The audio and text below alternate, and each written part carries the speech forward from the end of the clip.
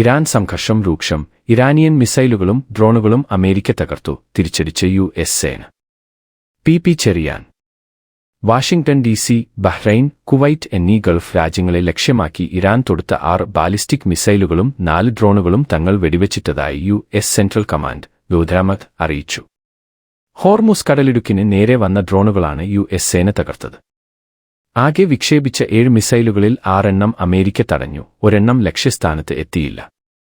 ഇതിന് ശക്തമായ തിരിച്ചടിയെന്നോണം ഇറാനിലെ ഗോരുഖ്, കേഷ്മ ദ്വീപ് എന്നിവിടങ്ങളിലെ തീരദേശ നിരീക്ഷണ റഡാർ കേന്ദ്രങ്ങൾക്ക് നേരെ യു.എസ്. വ്യോമാക്രമണം നടത്തി.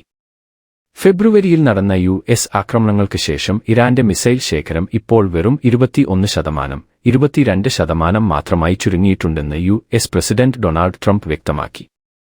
അമേരിക്കയുമായുള്ള ചർച്ചകൾ തടസ്സപ്പെട്ടതിനെ തുടർന്ന് മിഡിൽ ഈസ്റ്റിൽ കനത്ത രാഷ്ട്രീയ സമ്മർദ്ദം ചെലുത്താനാണ് ഇറാൻ ഇപ്പോൾ ശ്രമിക്കുന്നത്. അതേസമയം യു.എസ്. മധ്യസ്ഥതയിൽ ഉണ്ടാക്കിയ വെടിനിർത്തൽ കരാർ ലംഘിച്ച് ഇസ്രായേൽ തെക്കൻ ലെബനനിൽ നടത്തിയ വ്യോമാക്രമണത്തിൽ ലബനീസ് സൈനികരടക്കം 9 പേർ കൊല്ലപ്പെട്ടു. പ്രകോപനം തുടരുന്ന പശ്ചാത്തലത്തിൽ ഗൾഫ് മേഖലയിൽ കനത്ത ജാഗ്രതയാണ് പ്രഖ്യാപിച്ചിരിക്കുന്നത്. ബഹ്റൈൻ, കുവൈറ്റ് എന്നീ ഗൾഫ് രാജ്യങ്ങളെ ലക്ഷ്യമാക്കി ഇറാൻ തൊടുത്ത 6 ബാലിസ്റ്റിക് മിസൈലുകളും 4 ഡ്രോണുകളും തങ്ങൾ വെടിവെച്ചിട്ടതായി യു.എസ്. സെൻട്രൽ കമാൻഡ് ഗൗതമത് അറിയിച്ചു. ഹോർമുസ് കടലിടുക്കിന് നേരെ വന്ന ഡ്രോണുകളാണ് യു.എസ്. സേന തകർത്തത്. ആകെ വിക്ഷേപിച്ച 7 മിസൈലുകളിൽ 6 എണ്ണം അമേരിക്ക തടഞ്ഞു, ഒരെണ്ണം ലക്ഷ്യസ്ഥാനത്ത് എത്തിയില്ല.